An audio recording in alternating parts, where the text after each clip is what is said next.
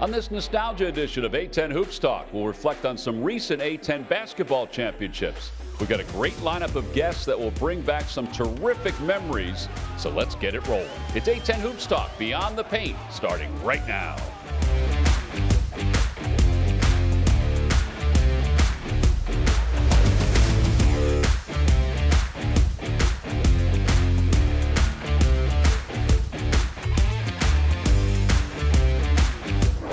Welcome into the A-10 studios. Right off the bat, as we talk about our men's basketball championships, we're excited to welcome in the Commissioner of the Atlantic 10, Bernadette McGlade, 17th season as the Commissioner of the Atlantic 10, after being with the ACC, after being at Georgia Tech, after playing at North Carolina.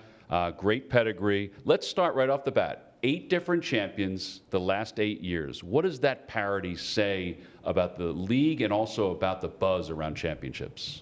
Well, I think what it says about the league is, parity is a great thing. It's not a bad word at all. And absolutely, when you see that we're, like even this year, we're the 7th ranked nationally in conference strength. There's 31 conferences in the country, and obviously the P4 are 4 of the conferences that are above us. So I think it really speaks volume. It speaks volumes to the commitments of our team, especially the teams that are in the upper echelon of the league. And hopefully it's going to pay dividends for them come championship time. So a former star basketball player and a coach. I may have underscored it a little bit. You did. Okay. I'll call it the way it is. As a star. Legendary coach. Today's Atlantic 10 championship.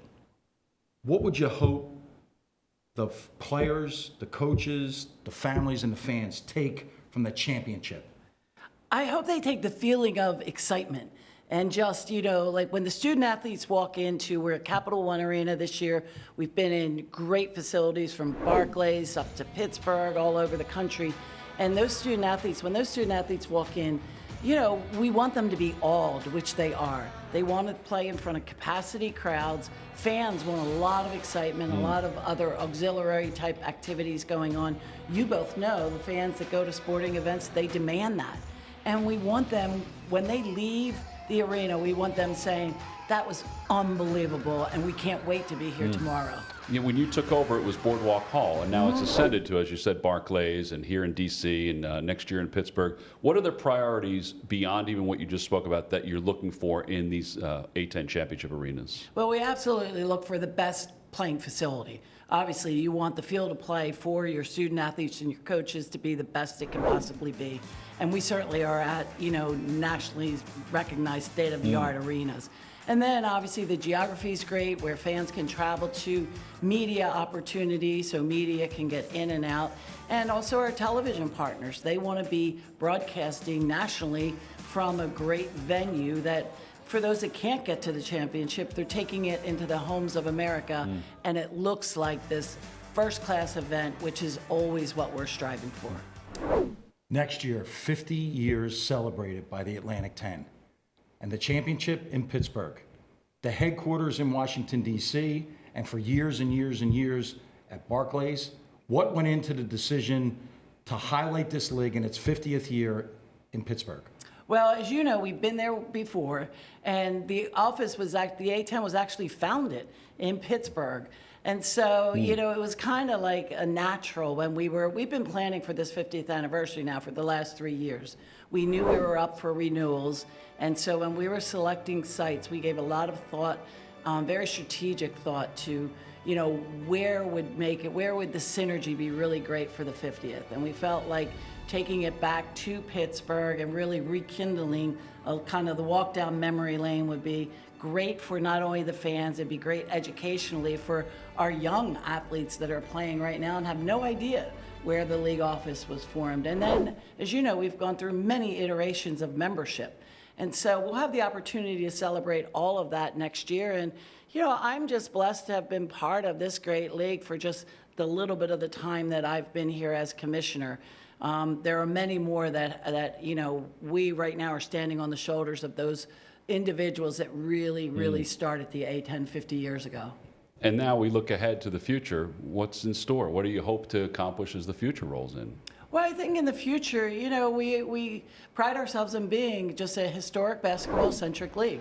we want to not only have great regular seasons, we want to be able to send multiple teams to the NCAA tournament. As you know, from an institutional standpoint, from a historic standpoint, when your institution name goes up on that board on Selection Sunday, it gives you chills, but also what that does for a college or a university, for the undergraduate enrollment, for the alumni of that institution. It's just a residual kind of a swelling of greatness for many years to come. And we want to graduate our student athletes. We have a proud academic history. We're always in the top 3 or 4 of our graduation success rate, and that's important to our presidents and to our alumni. You know, the other thing too is that, thinking back to last year, just the Cinderella story of Duquesne that came out of the Atlantic 10, the fact that they weren't the league favorite and they won, I think that put a spotlight on the league itself too, just about how good it is. And this team did such a great job. Yeah, they really were. They came in not as a top seed into the championship, and they won, and that showed the parity and the strength of the league. And then they go into the NCAA championship. They win a first-round game. They're into the round of 32. And, you know, you can't ignore that. And the biggest issue that is always there for every conference and every team is you have to get in the bracket. That's right. There's a saying, you know, you can play your way out of a bad seed, but you have to get in the bracket. Well, Bernadette, we appreciate it as always. Thanks for everything. Thanks for hosting us here in these studios. Unbelievable. We've enjoyed ourselves. Like Yeah, they're beautiful. Good home. So we're glad you're here. All right, we're going to reflect a little bit more when we get back. Keith Ergo, Chris Walker from CBS will join us. So stay with us on A-10 Hoops Talk.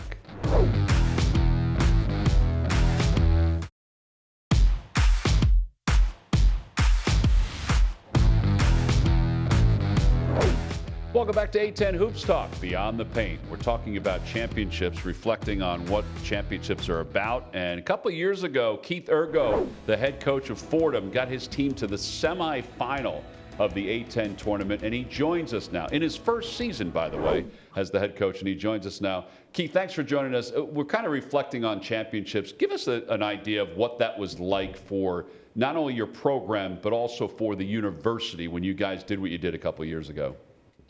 Yeah, I mean, obviously, for me, it was really special. You know, it was my first year as the head coach. My father played basketball here at Fordham in Rose Hill as a freshman in 1955.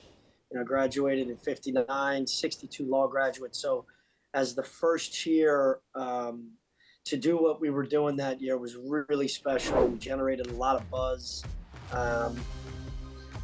The Barclays Center, it was great to have our A-10 tournament. It's like the perfect storm. We had a Barclays Center, and our fans were just so energized the last month of the season. You know, we had that Thursday night, it was the largest gathering of student and alum in the history of Fordham.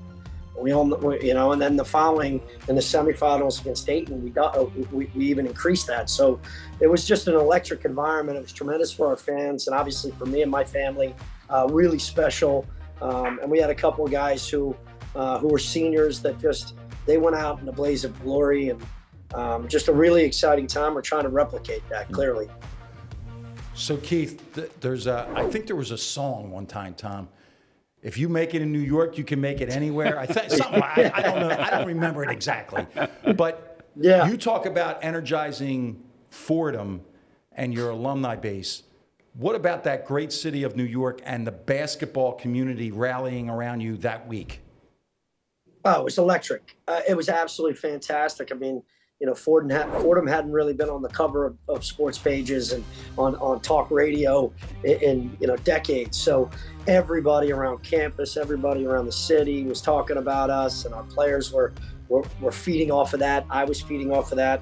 Basketball is better when New York City has teams that are having some success, for sure. Keith, last year Duquesne wound up winning the A-10 tournament. You guys obviously went to the semis last year. What does it say about the league when teams like yourself and Duquesne are able to do what they're able to do? Yeah, I mean, from top to bottom, I think this year is as good as it's been in a very long time. You know, Coach Martelli knows this more than anybody, but the Atlantic 10 is every year 6th, 7th best league in the country. You know, it's just, I think from top to bottom, this could be the best that it's been in the 4 years I've been here. Coach Martelli saw some serious years when he was part of the Atlantic 10, but It's just, and now this year more than ever, it's as old as the league has been in a long time. And that's why we've had a lot of success. And I believe right now 5 teams are in the top 100 in the net. Keith, take us behind the curtain.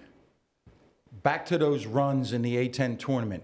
Take us through the day in the life of a coach during those kind of runs. Well, you know what? You try to calm everything down and a lot of the outside noise. You know, working for Jay Wright, I learned he used to say, don't taste the perfume. You can sniff it, just don't taste the perfume. And that's tough when you're in the big city. And arguably, I know you're a Philly guy, but you know, the greatest city in the world, New York City. You know, and everybody's talking about you, your program. It can become intoxicating. So you kind of just have to have blinders on during those couple of games and know preparation is vital. You don't get a ton of sleep.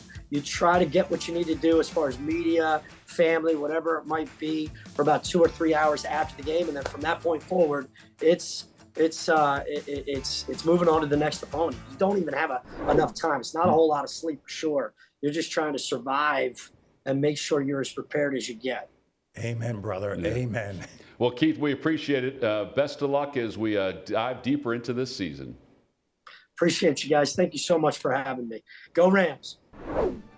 Our next guest is Chris Walker. Chris is not only a former standout shooter at Villanova, but he's also a former assistant coach in the Atlantic 10 with UMass, also being a head coach around college basketball and an assistant coach in college basketball. He's been a fixture on the AAU circuit for years, a philanthropist, and now a commentator at CBS. And Chris joins us now. All right, Chris, right off the bat, I think back to last year with Duquesne. What did that do for college basketball in the Atlantic 10 that the Dukes were able to win the championship and then win a game in the NCAA tournament? It just goes to show you that experience matters. I mean, they obviously had a quality coach and Coach Dambrot. I mean, he's just been around for a very long time, and he had the right combination. I think Coach would agree that you need older guys to be able to pull that off. And, you know, that's March Madness. It's the magic of it. And if you get the right matchup, anybody can win a game in a one-game tournament. Chris, let's reflect a little bit to the year of the pandemic. How much do you think Obi Toppin and Dayton did the country miss out on that team going to the NCAA tournament? They really missed out on a great team. He was a great player. I mean, you're talking about, you know, a human highlight film. He had the most dunks in college basketball. I mean, they had a fantastic team. And, you know, you just hate to see that. And there were a number of other teams that had great teams that year as well. But Dayton had a chance to be a Final Four team. And you hate that for Dayton. You know, they had the first four there. And, you know, every year Dayton is the one school in the A-10 that everyone always looks at as being a standard bearer, similar to VCU, you know, because of their history and because of their crowds. Hey, Coach, I don't think, Coach, you remember that when Villanova won the championship in '85, they had to play Dayton in the first round. That's right, Coach.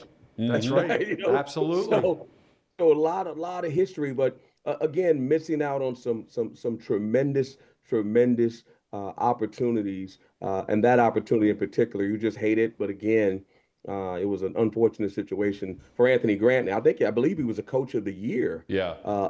Year as well. But they had some other guys other than Obi Toppin. They had an experienced group, and I just believe that you know, that can be duplicated again. Because think about this: Obi Toppin wasn't a high-level recruit.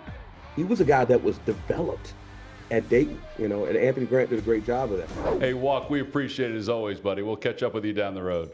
Thank you. For sure, man. You guys be good. All right, Chris Walker, our guest. When we return, we're going to visit with a couple legendary coaches, Keith Dambrot and Bob McKillop. So stay with us.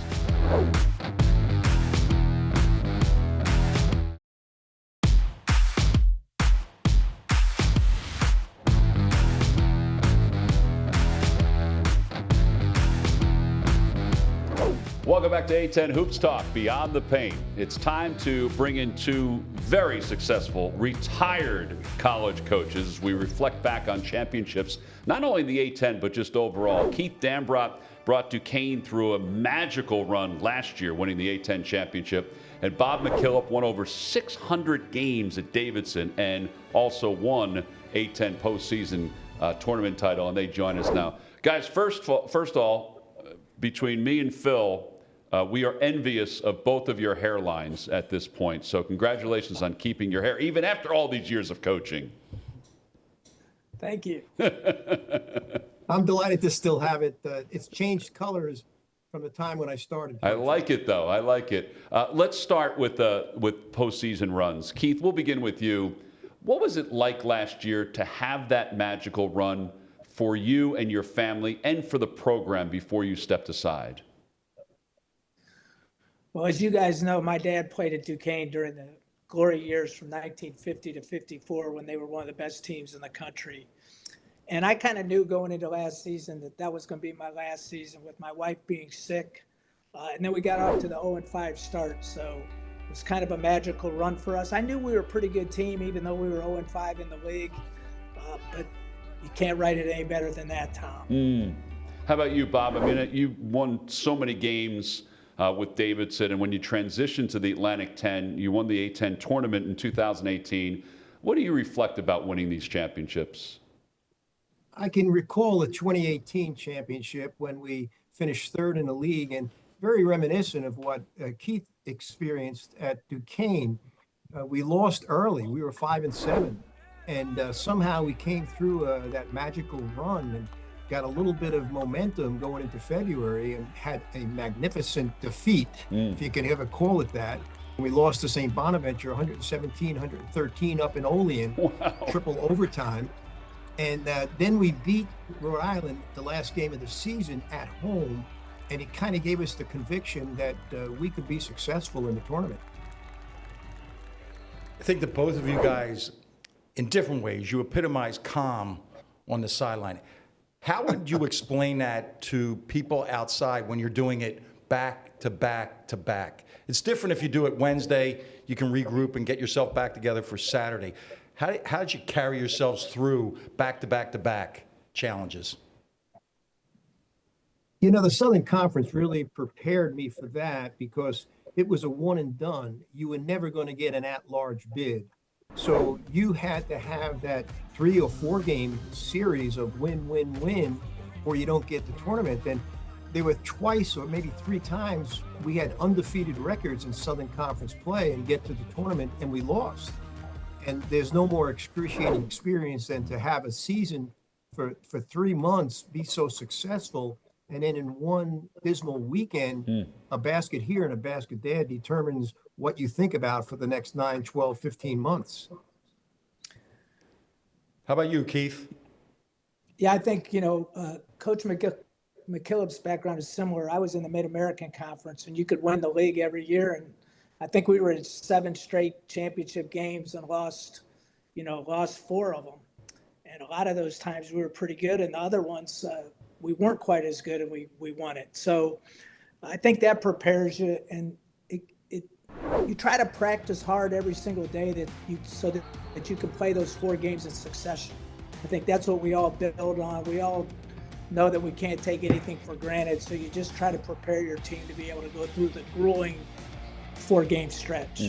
Describe winning in the Atlantic 10, what that was like as a coach. I can vividly recall the exact environment. It was in Washington, D.C. We had 3 outstanding officials. I think it was Mike Eads, Roger Ayers, and Jeff Anderson. And it was a back and forth game. And it was decided on the last play of the game. Kellen Grady made a baseline drive and scored. We had to get 2 stops. So I can vividly recall that. But one of the startling things that I still finally remember, it was the first championship that Matt's daughter, his oldest daughter, was able to go. And she was on the floor during the trophy celebration. And I finally remember her running around the floor with all the confetti coming down and the trophy there and all of our guys picking her up and hugging her. So it was more than just a victory. It was something that will resound with me forever. Well, how about you, Keith? Well, I think first and foremost, and we know it, Coach Martelli, Coach McKillop, 2 of the greatest coaches in the country.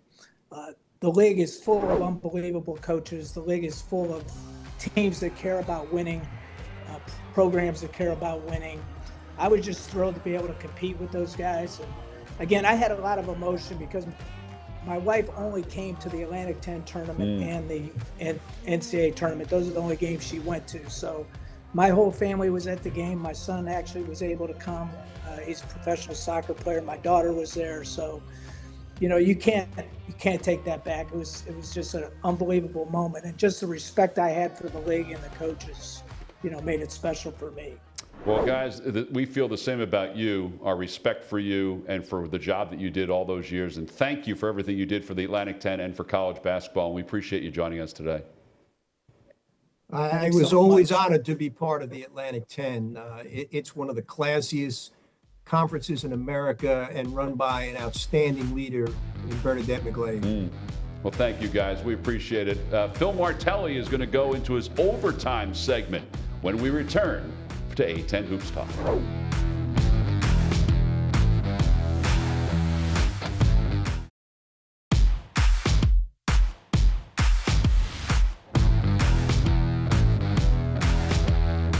Welcome back to A-10 Hoops Talk, Beyond the Paint. It's time for Phil Martelli's overtime segment. You know something about championships, so let's deliver. Basketball oftentimes acts as a microversion of life itself. The trials and tribulations, the joys and the difficulties, the winning and the losing are all experienced by each of us in all the various activities that we participate in. Simply put, these emotions are part of living. These feelings come and go, and we gather ourselves and get ready for the next challenge. Hopefully better for having had the opportunities, memories and reminders to recall, but rarely do they linger. Championships are different. They are a lifetime tattoo that will be with you forever. Unfortunately, we will all lose loved ones, jobs, possessions, and even friendships that we were convinced would be lifelong.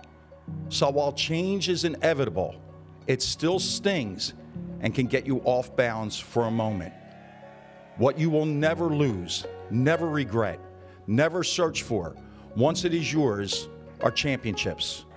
What always stands above the test of time are championships. The 2024 A-10 men's basketball champion will forever be Duquesne, just as the 2020 A-10 women's basketball champion will forever be Dayton. The rings, the nets, the celebrations are special for sure. Above all else, the tattoo will never go away. It simply states, champion. And in the coming weeks, we will have champions all around the Atlantic 10 and college basketball. For Phil Martelli, I'm Tom McCarthy. Thanks for joining us for another edition of A-10 Hoops Talk.